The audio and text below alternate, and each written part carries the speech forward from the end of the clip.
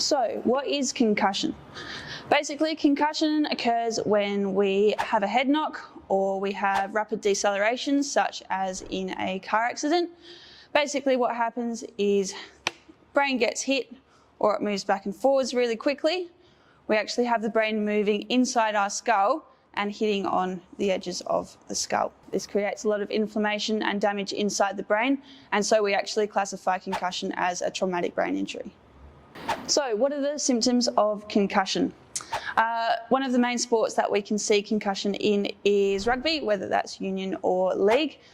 So for example, someone may have just had a blow to the head, they haven't lost consciousness, they haven't blocked out, but they're walking a little bit sideways, don't quite know where they are, maybe can't quite remember how they got the head knock. They're going to be feeling like they're on a boat, feeling a little bit dizzy, but they can right themselves and keep on going with the game. Now that is still a concussion.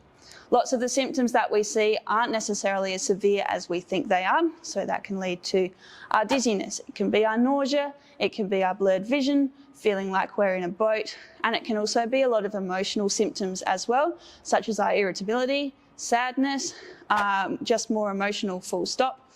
So there are many symptoms that we can see that are part of a concussion that aren't just getting knocked out. So what are the short and the long-term impacts of concussion? Now, as I said before, concussion is a traumatic brain injury. So we have our short-term effects, which I just mentioned. So that can be our dizziness, blurred vision, loss of concentration, but we also have quite a few long-term effects as well. So down the track, 2 to 3 months, even a year down the track, you can start having some symptoms. You can be a bit more irritable. You start to find it harder to read and write. You find it harder to concentrate in conversations, sensitive to noise or light.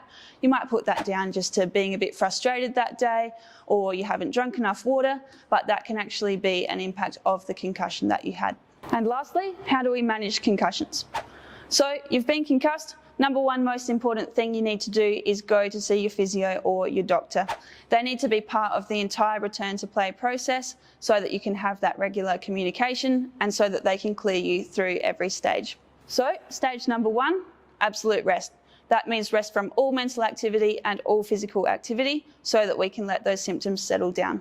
Stage number two, once those symptoms have settled, you can return back to some light cardiovascular exercise, such as jumping on the bike. Stage number three is going to be return back into the gym environment, doing some light resistance work and gradually increasing the intensity there.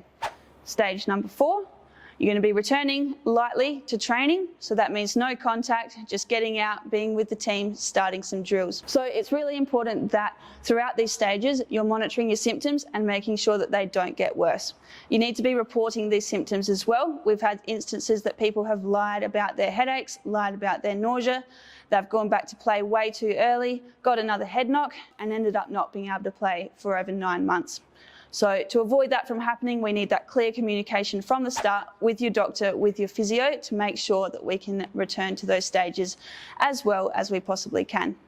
Once you've returned to training, we can gradually increase the intensity of training, get you back to contact, and then your final stage of recovery is returning to play.